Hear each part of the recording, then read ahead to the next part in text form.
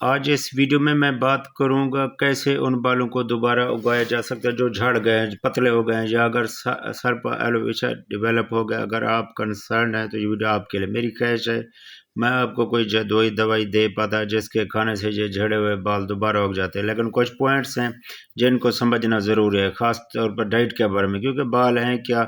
बाल प्रोटीन है, कोलेजन की एक किस्म है, जिसका मतलब तो साफ ज़ाहिर है ज़्यादा प्रोटीन खाने से बाल दोबारा उगना शुरू हो जाएंगे। प्रोटीन अमीनो एसिड से मिलकर बनी होती है। अमीनो एसिड प्रोटीन का बिल्डिंग ब्लॉक होता है। उसी तरह जिस तरह मकान का बिल्डिंग ब्लॉक है, एक छोटी सी ईंट है, बॉडी की प्रोटीन छोटी छोटी ईंटों से बॉडी मिलकर बनती है जिन्हें अमीनो एसिड्स कहते हैं। और बहुत ही इम्पोर्टेंट लाइसिन है अमीनो एसिड में। लाइसिन का होना या ना होना डाइट डिसाइड करता है बाल रीग्रो होंगे या नहीं होंगे। मोस्ट इम्पोर्टेंट अमीनो एसिड है और लाइसिन है। बालों की ग्रोथ में मदद करता है, लचक को बेहतर करता है। इसको डाइट से किस तरह लिया? स्किन फूड में लाइसिन पाया जाता है। लाइसिन हमें प्लांट और ग्रेन में मिल जाता है। गंदम, जौ, ज्वार, बाजरा इसमें मिल जाता है।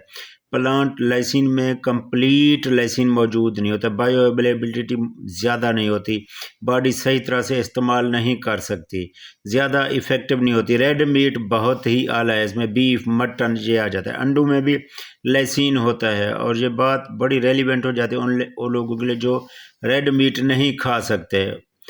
उनके लिए अंडे ठीक हैं, लेकिन कुदरती माहौल में पली हुई गाय का गोश्त भी बहुत ही ज़्यादा हेल्थी है, बॉडी के लिए बहुत ही ज़्यादा ज़रूरत है। बॉडी को क्वालिटी प्रोटीन की ज़रूरत होती है, ख़ासतौर पर वो प्रोटीन जैसे बड़ी मिकदार में लेसिन हो, एर्गिनिन हो। बॉडी की हेल्प करता है, आयरन एब्जॉर्ब करता है, जज्ब करता है। ज़्यादातर हेयर लॉस का शिकार लोगों के लिए आयरन लो होता है। आयरन हीमोग्लोबिन बनाने के लिए लाजमी होता है। हीमोग्लोबिन ब्लड में मौजूद होता है, इसका काम है सर की जेल तक ऑक्सीजन को ले जाना। यह ऑक्सीजन को पूरी बॉडी में ट्रांसपोर्ट करता है। एनीमिया आयरन की कमी की बड़ी निशानी हेयर लॉस है।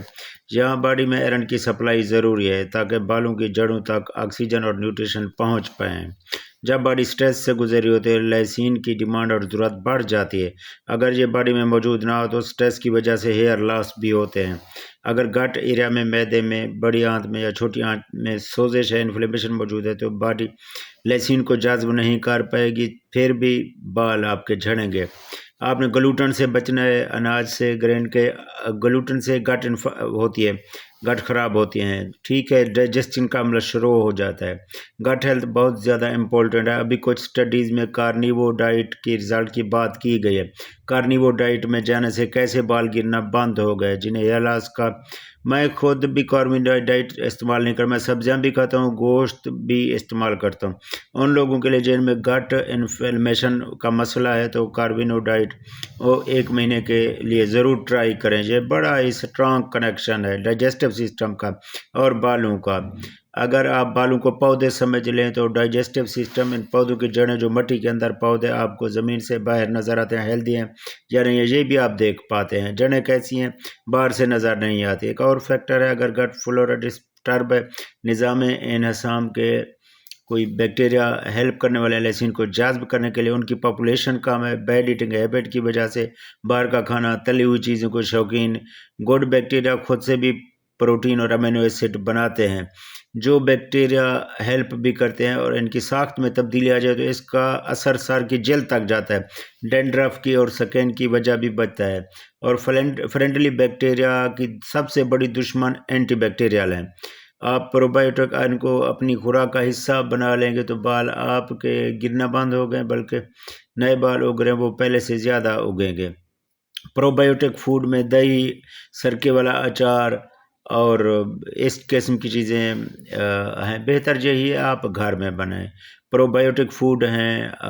और एक और हार्मोन के बारे में आपको बताऊंगा, डीएचटी। डीएचटी टेस्टोस्टेरोन की एक पावरफुल टाइप है जो बालों की जड़ों को तबाह करती है। इससे बहुत सी दवाएं जो है हेयर लॉस को रोकती हैं, डीएचटी इनहिबिटर के तौर पर काम करती हैं। डीएचए हार्मोन को बनने को रोकती हैं।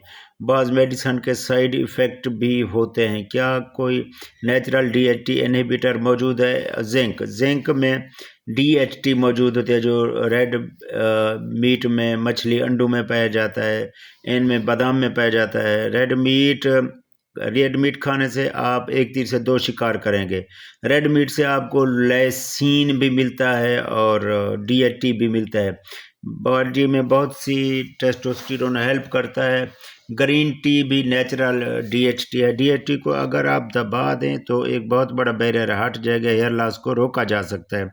एक और इन्फेक्ट है कि जब बॉडी में ट्राइग्लिसराइड्स बनते हैं तो कोलेस्ट्रॉल हाई रहता है, तो लोग कार्निटीन की वजह से ये होता है। लेसिन होगा तो कार्निटीन बनेगा।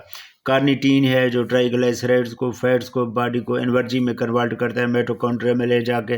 कार्निवीरोडाइट खाने से भी इस मिटोकॉन्ड्रिया को एक्टिवेट होता है, एनर्जी मेटाबॉलिक फास्ट होता है, आप एनर्जेटिक फीड करते हैं। ठीक है, लेसिन इसको कोलेस्ट्रॉल और स्ट्रेस को भी कम करता है, हार्ट रेट को भी लोअर करता है। और रिकॉर्ड स्टडी में जो कि चूहों पर स्टडी की गई है, चूहे की किडनीज में कीमिक का इन्फेक्शन इंसुलिन रेजिस्टेंस को इम्प्रूव किया, तो ग्लाइकेशन, तो इंसुलिन रेजिस्टेंस भी इससे कम होती है। क्रॉनिक स्ट्रेस से भी ये हेयर लॉस होते हैं। DHT बढ़ता है, एलोपेशिया डिवेलप होता है। एलोपेशिया का ये जिंक की कमी की वजह से कैटोसोल और स्ट्रेस कोर्टिसोल को एक्टिव कर देता है।